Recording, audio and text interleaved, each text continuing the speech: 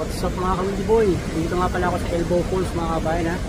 Isa ito sa mga magagandang lugar na pwede nyo mapasyalan. Saka sakaling dito kayo magtitipid sa amin sa Cartagena River.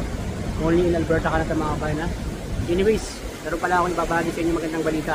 Bukas, back to work na mga kabayan nating butchers dyan sa Better Beef Cartagena Solutions in Guelph, Ontario, Canada mga kabayan ha.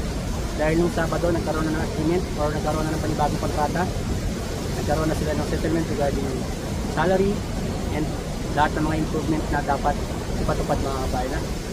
So yun mga ka-Windy Boy, kaya sa lahat ng mga waiting applicants na may kontrata bound to Cartagena Solutions in Guelph, Ontario, Canada, i-ready na kayo mga kabayan dahil maaaring bigyan kayo ng busig na mag saysay kung kailan ang inyong flight schedule mga kabayan. And hopefully, tinutuloy na yan mga kabayan. Sana lahat ng mga selected applicants from batch 2023 at yung mga remaining from batch 2022 ay mag-deploy na. Ang sa ganun, next year, magkaroon na ng employer interview sa Pilipinas at magkaroon ng opportunity ang natin mga kabayan na makarating at makapagtrabaho dito sa Canada, in Alberta, at ganoon rin naman bound to Ontario, Canada. And of course, kailangan dapat taglay ninyo ang karanasan, taglay ninyo ang kakayahan, wala kayong criminal record, wala kayong health issues, at syempre magtiwala kayo sa proseso. Nandiyan ang mga videos ko mga ka-Windy Boy. Panoorin ninyo, marami kayong makikita mga information, tips, ideas, especially knowledge, lalong-lalo na kung nakakarap kayo makapagtrabaho abroad bilang isang industrial butcher, especially here in Canada. Palagi ko sinasabi mga kabayan na opportunity needs preparation, kailangan yung magandaan, magtiwala ka sa sarili sa nagkapal at sa proseso mga kabayan. At paalala sa lahat ng mga nangangarap makapagtrabaho sa bansang Canada, again, kailangan subukan ninyo ang iba't ibang mga pamamaraan. Pero lagi yung sinasabi, become a skilled worker para mas lalong maging malakas ang chance ninyo na makapagtrabaho dito, hindi lang sa bansang Canada, ano rin naman sa ibang palit ng mundo like UK, Australia, and New Zealand mga kabayan. Siguro lang mga ka-Windy Boy ilalagay ko sa description yung mga videos na maaaring makatulong sa inyo upang kayo makapagtrabaho dito sa bansang Canada. Siguro lang mga ka-Windy Boy, sakaling bago pa lang kayo sa aking channel, huwag makalimutan mag-subscribe and click the notification bell para lagi kayong updated sa mga bagong job opportunities, OFW Boy Butcher na aking na-upload. Siyempre, sakaling nakatulong sa inyo yung video nito, don't forget, give a thumbs up at pakishare na rin ang video nito para makarating na rin sa mga kabayan. Keep safe always.